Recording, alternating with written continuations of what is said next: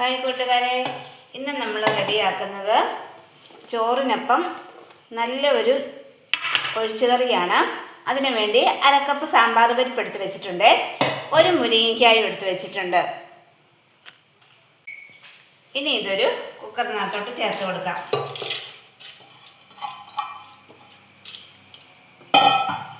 ഈ മുരിങ്ങയ്ക്കായും കൂടെ ചേർത്ത് പാകത്തിനുള്ള ഉപ്പിട്ട് കൊടുക്കാം.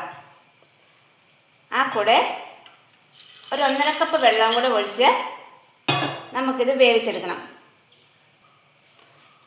ഒരല്പം മഞ്ഞൾപ്പൊടിയും കൂടി ചേർത്ത് കൊടുക്കാവേ.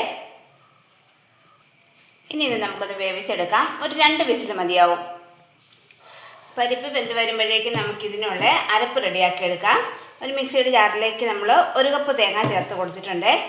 ഇനി അതിലേക്കൊരു 1/4 ടീസ്പൂൺ താഴെ ചെറിയ ജീരകം ചേർത്ത് കൊടുക്കാം.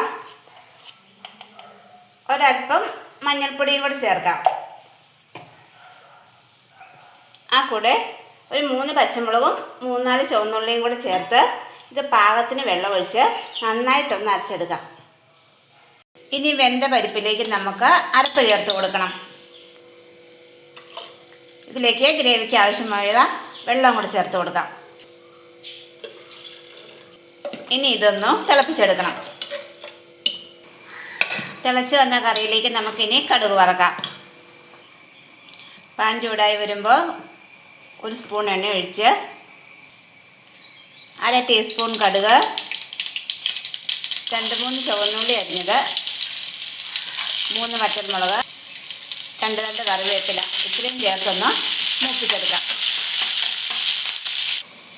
ചേരുവകളെല്ലാം നന്നായിട്ട് മൂത്ത് വന്നാൽ നമുക്കിനി കറിയിലേക്ക് ചേർത്ത് കൊടുക്കാം.